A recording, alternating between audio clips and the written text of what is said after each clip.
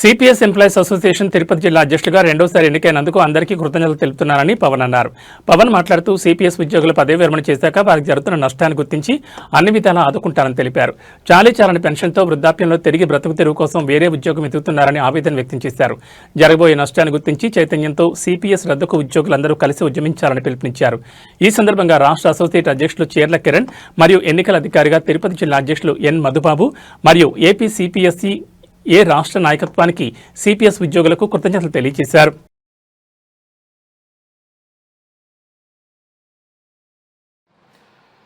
అందరికీ నమస్కారం. నా పేరు Vangipuram Pavan. Andhra Pradesh CPS employees association Tirupati జిల్లా కార్యవర్గ ఎన్నికలు తిరుపతిలో జరిగాయి. ఈ ఎన్నికల్లో తిరుపతి జిల్లా అధ్యక్షులుగా రెండోసారి నన్ను ఎన్నుకున్నటువంటి ప్రభుత్వ ఉద్యోగులకు, ఉపాధ్యాయులకు, టీటీడీ ఉద్యోగులకు, ప్రతి ఒక్క సిపిఎస్ ఉద్యోగికి పేరు పేరున నా హృదయపూర్వక ధన్యవాదాలు తెలియజేస్తున్నాను. అలాగే నాతో పాటు ఎన్నికైనటువంటి ప్రతి ఒక్కరికి కూడా నా యొక్క శుభాకాంక్షలు తెలియజేస్తున్నాను. ఏపీ సిపిఎస్ ఎంప్లాయీస్ అసోసియేషన్ ఆధ్వర్యంలో రాష్ట్ర వ్యాప్తంగా సిపిఎస్ రద్దు కొరకు అనేక ఉద్యమాలు, పోరాటాలు, దీక్షలు చేస్తున్నాము.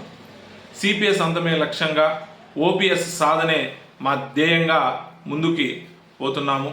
అందులో భాగంగానే ఈరోజు తిరుపతి జిల్లాలో నూతన కార్యవర్గాన్ని కూడా ఎన్నుకోవడం జరిగింది.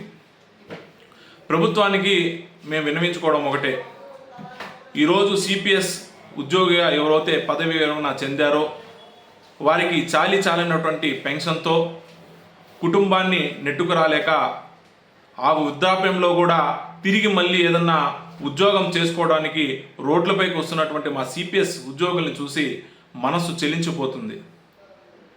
కావున పెద్దలు మీరందరూ కూడా ఒకసారి మా యొక్క సమస్యని పెద్ద మనసుతో అర్థం చేసుకొని మాకు సిపిఎస్ని వెంటనే రద్దు చేసి పాత పెన్షన్ విధానాన్నే అమలుపరచాలని ఈ సందర్భంగా మేము కోరుకుంటున్నాం.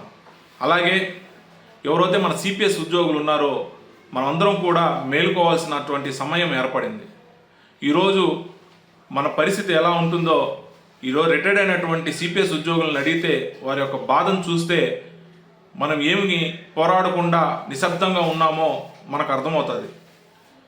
ఈరోజు మనం పోరాడకపోతే భవిష్యత్తులో కూడా మనం పెన్షన్ లేకుండా తీవ్ర ఇబ్బందులకు గురవ్వాల్సిన సందర్భాలు ఎదుర్కోవాల్సిన వస్తుంది. కాబట్టి ప్రతి ఒక్క సిపిఎస్ ఉద్యోగి కూడా మేల్కొని ఉద్యమాల్లో పాల్గొని ఈ సిపిఎస్ మహమ్మారిని రద్దుపరిచి పాత పెన్షన్ విధానాన్ని అమలుపరచుటకు అందరూ కూడా కలిసికట్టుగా ముందుకు రావాలని ప్రతి ఒక్క సిపిఎస్ ఉద్యోగిని చేతులు జోడించి నేను కోరుకుంటున్నాను.